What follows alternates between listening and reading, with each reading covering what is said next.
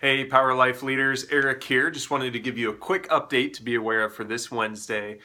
Jared is going to be preaching on reaching the church list this week, and one of his main ideas is going to be talking about how our simple invite, come and see, often leads to Jesus' invitation of follow me. And so, to be very practical and applicable for this week for students, we have these special cards called Come and See invite cards that we're going to have students filling out. Now, you're going to see these cards in your small group folder. There will be one card for every single student in your small group that's registered.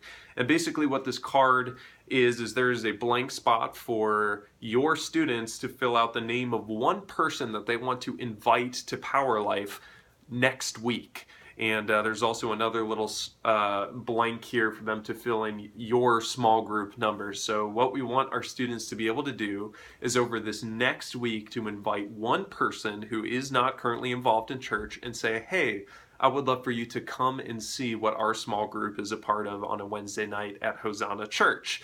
There's no registration required. We have the time, the date, the address for our church, and we just want students to be able to take that step to invite someone to come and see and possibly be able to encounter God in maybe a new way this following week.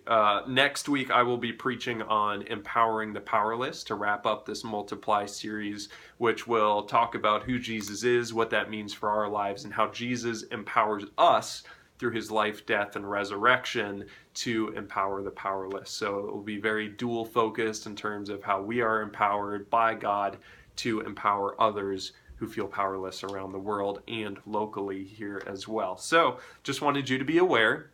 Look for these cards this upcoming Wednesday. Jared will be talking about them in his message as well, but just be aware that every student should be able to invite someone. So I encourage you to remember this as it leads up to this week and pray for your students and who they might be thinking about inviting starting this Wednesday. Thank you so much, friends. Look forward to seeing you soon.